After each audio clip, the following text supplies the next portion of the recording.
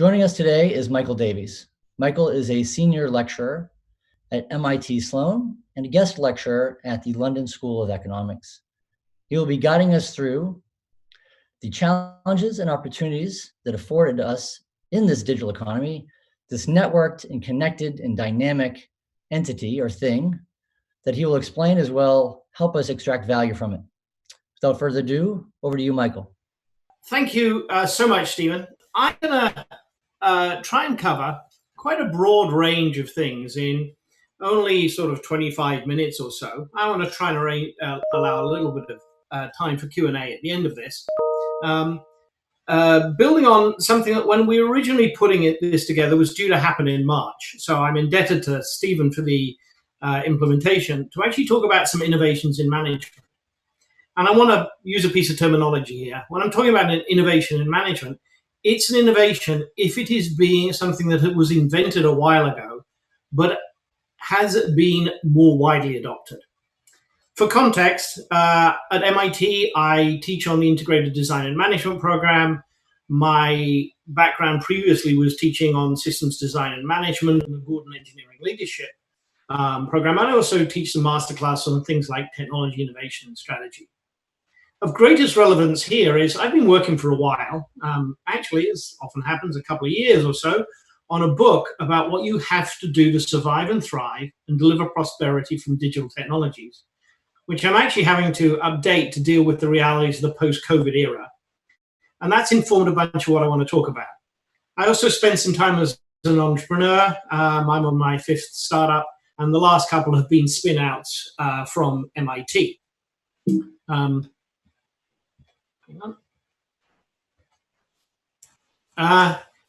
Let me kick off. Digital is changing the world. Rather than focusing just on AI, I found it very helpful to actually identify 5 key digital technologies that together are combining to create a platform that is a new general purpose technology. And I'm going to introduce this. This is a term of art from the world of economics, and that means something which has a very broad impact throughout society. This digital platform does 2 things. It enables all sorts of cool new combinations that are accelerating innovation dramatically, and it facilitates connections. And when you put those 2 together in particular, you end up with a very powerful phenomenon in which you can both drive innovation and you can create new business relationships and new business models because of the ability to make those connections. I think we're all aware that this GPT is transforming the broader business, economic, social, and political environment, reaching way beyond the mobile and tech sectors from which it emerged. In fact, I have a standing offer out there, and maybe someone will weigh in from the audience, that I have not yet found an industry or a sector in which this is not happening. I'm sort of skeptical about this, but I found it as far upstream as iron ore and steel production in undersea oil and gas, so right up into primary industries. In fact, as a factoid for all of you to take away, the largest robot in the world is actually a set of autonomous trains that shift iron ore from mines in West Australia to the ports.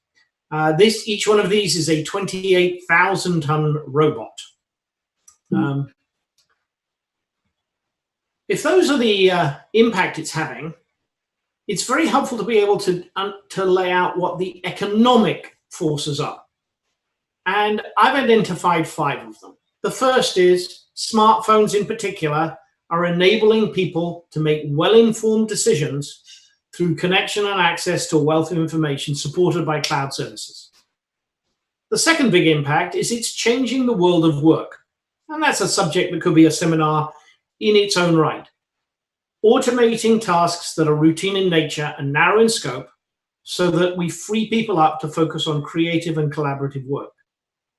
Thirdly, catalyzing connections, increasing people's ability to connect and share, enabling collaboration and cooperation, and in particular, that enables new business models. It's accelerating innovation, rapid trials and changes, faster learning, and a world in which, and this is a theme to which I'm going to return, agility overcomes economies of scale. And fifthly, last but by no means least, perhaps most importantly, it is energizing entrepreneurship. I describe it that way. From the perspective of an incumbent, you might want to be thinking about it more as that is potentially very disruptive to your business unless you choose to go do it yourself. It's lowering the barriers to entry. New ventures can now start cheaply, evolve faster, and scale very quickly using digital technologies. Let's put this in historical context. The impact is taking effect much more quickly than other general purpose technologies. It's a little unfair, and maybe I should have run this as a poll at this stage in it, but just at the point which we got to be in charge towards the latter stage of our career, we find that all the rules are being changed. And this is actually unprecedented from a managerial perspective. No previous generation of managers has confronted technological change, which is so rapid that it happened within their career. Even things such as the digital computer took 40 or something years to have widespread adoption, diffusion, and usage. And almost everything we're talking about here has happened within just the last decade. So the pace of change was already accelerating. And then along comes a very significant shock to the system. Second takeaway, factoid for you from that you might find useful, is how to pronounce the word spelt Chiccxulub. It's pronounced Chiccxulub. So maybe you'll want to rehearse that, but as a takeaway.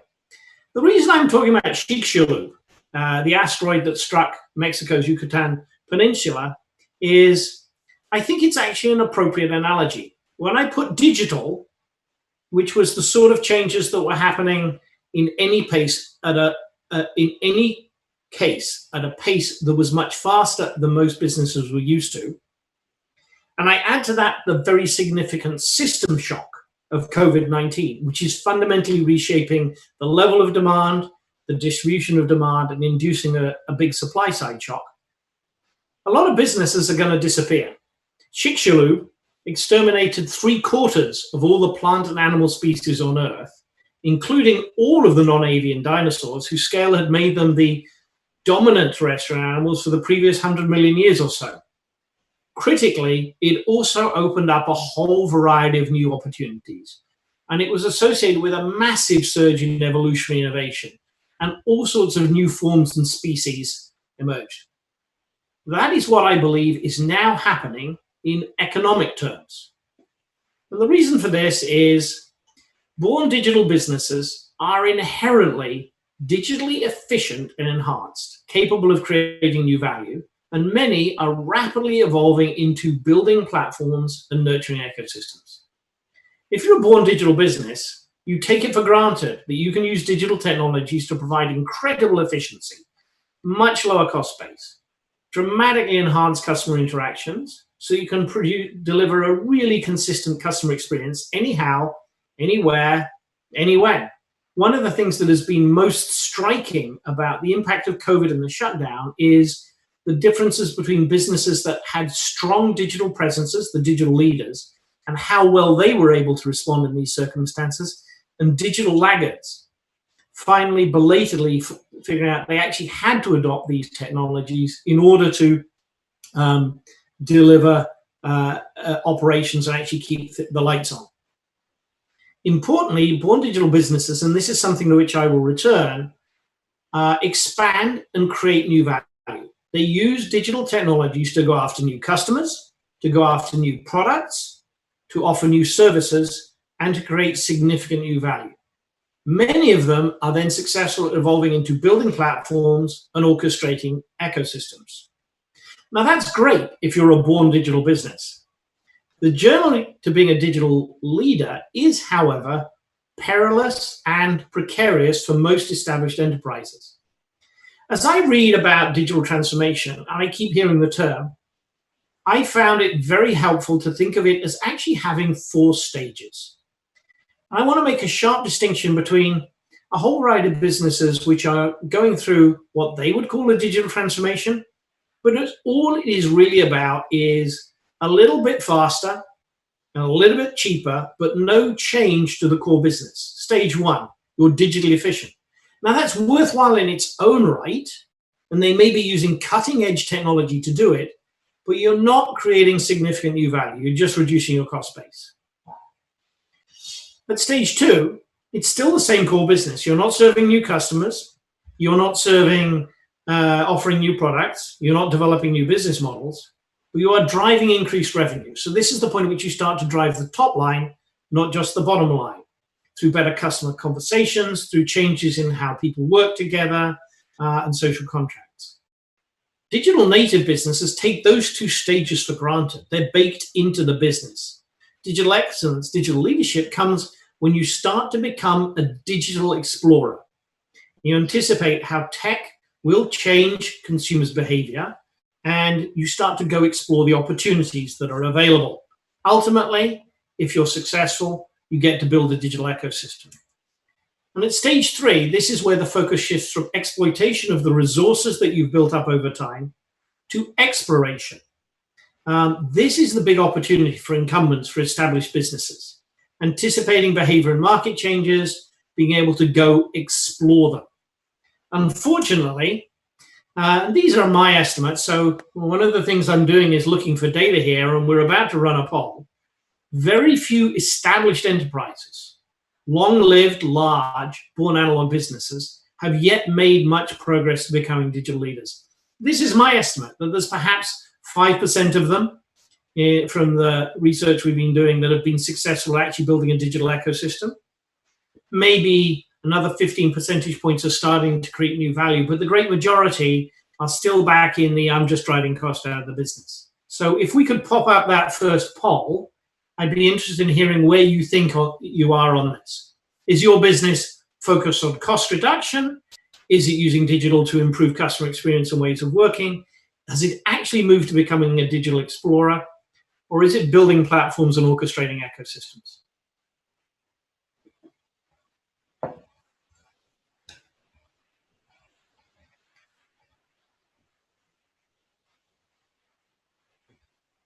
Now I'm looking for the poll results.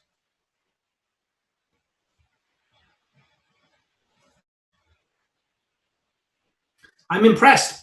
We clearly, perhaps it's a self-selecting group of people who are part of the ILP program, but there are more of you further down the path than I'd anticipated.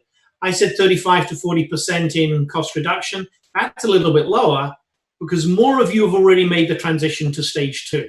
So you are ahead of what I see typically when doing this. And I'm delighted to see that between Digital Explorer and platforms and ecosystems, we've got 28%.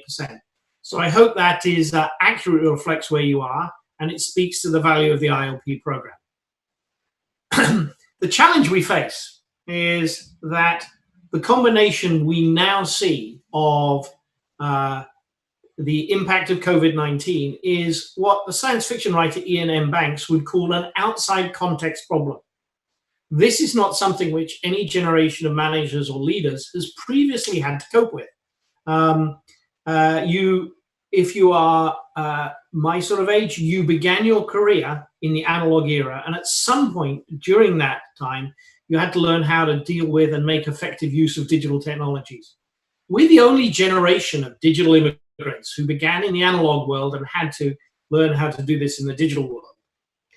And the reason this is so important is there are lots of good business people, and there are many skilled technologists. But when it comes to the specialist skills, there are very few people who can make the connection between these domains effectively. So these people, the few people who are what I have come to call digitally ambidextrous, who have the specialist skills in both of these areas, can make them particularly valuable. That, however, is only one piece of the puzzle. It's the sound of one hand clapping. From my work with people over the last, it's actually going back more than 5 years, success in this, this is actually one of my big bugbears, call this out. There is no new normal. It's the new abnormal. This also requires some new digital leadership behaviors throughout the business. Now, I'm highlighting 4 of these. I'm not going to talk so much about acuity and agility. I'm going to focus on ambidexterity in a moment. I'm going to pick up and close by talking about the importance of audacity, of courage. And in this context, in a world that is becoming digital, I'd identified these behaviors empirically by looking at what was distinctive about digital leaders. And recently it became apparent to me, and this is the theme that I had wanted to pick up from an innovations in management perspective, is that the most important technological innovation that the tech sector has ever provided is not so much a piece of hardware or an app and software, but actually its approach to management and leadership. And I would characterize that as having three key elements. This was the topic of a postgrad seminar that I taught at the Sloan School for the better part of a decade, how decisions really get made in technology businesses at senior management levels and how they should be made. And they're characterized by three key things. They're humble. What Andy Grove of Intel called paranoid. This is a tough, difficult world. So they accept as a facet of what they do the need for relentless renewal and frequent reimagination and invention. I work with both Apple and Samsung, and one of the key themes between the two of them is this may not be apparent to you if you're a big incumbent business in other sectors, but pretty much 100% of their revenues in any given year come from products that are less than 2 years old. You need to refresh and renew your products relentlessly and continuously. They just don't believe that there's a thing such as sustainable competitive advantage. And you'll see here, I'm sorry for the Porter disciplines, this is a very anti-Porterian approach to thinking about business strategy. They accept the need to cannibalize themselves and to pivot away from thriving businesses sometimes. You've watched Apple in particular do that, explode the iPod franchise and walk away to create new franchises. And they are never deluded into thinking that the essence of strategy is long-term continuity. In these cases, the essence of business strategy is actually figuring out what the changes are that you should be making. Secondly, they're brave. They have an attitude towards risk and decision-making that is quite different. They make timely decisions. They make it even where they don't have consensus and where it involves risk and where it's based on incomplete or ambiguous information, because it's more important to make the decision because the price you pay for delay is too high. They really care about growing the pie versus my slice of the pie. It's better to think about what's best for the business than whether or not I do well politically, because the opportunity there is to do this. They look at the evidence from experiments, they use scenarios, they buy real options. And they are nimble. Now, I hear the term agile used a lot. I think of agile as about being speed in a certain direction. I think about nimble as being the ability to change direction. How do they do that? Outsource all the commodity activities, leverage theirs and other platforms, narrow their investment into the bottlenecks that are critical performance, and be prepared to reconfigure, renew, or replace their resources. I'm sure many of you have heard of the OODA loop: observe, orient, decide, act. Boyd's way of describing what a good fighter pilot does in the moment at a tactical level. At the strategic level, I found it helpful to think of this as the APDA loop: anticipate, prepare, decide, act. Why do I like the word anticipate so much? Well, because it has three senses: to foresee, to act before someone else has had the time to do so, and to forestall by taking countermeasures in advance. When I come to prepare rather than orient, put in proper conditional readiness, put things or oneself in readiness, get ready. Now, in this context, that means you're making decisions under uncertainty. And one of the things is to try and do is to figure out where you are on this spectrum. Unfortunately, at the moment, I think most of us find ourselves, because of the way the business environment is changing, quite a long way over towards the right-hand side. Most of us should at least be thinking about the world as comprised of a few distinct scenarios where things like real options and game theory. If you're in an environment of true ambiguity, it's really difficult to manage.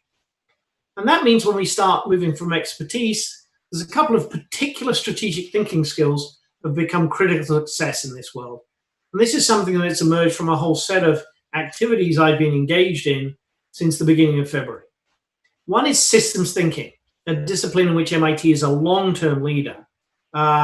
Think about the related components and how they work together to perform whatever the functions are. Taking into account feedback loops, and it's that sort of thinking that underpins ecosystem thinking as well. And secondly, something that's been around for a while, but is particularly valuable and important in this environment, scenario thinking. Scenario analysis or planning. The term scenario planning tends to be associated with doing it in a very specific way. So I often find myself using the term scenario analysis, separating out the drivers of change from a few core basic trends and some key uncertainties which you need to go in, using that to understand on the basis of the system what is going on, and mapping out multiple scenarios. And that's a basis for then creating strategic resilience by doing a combination of things.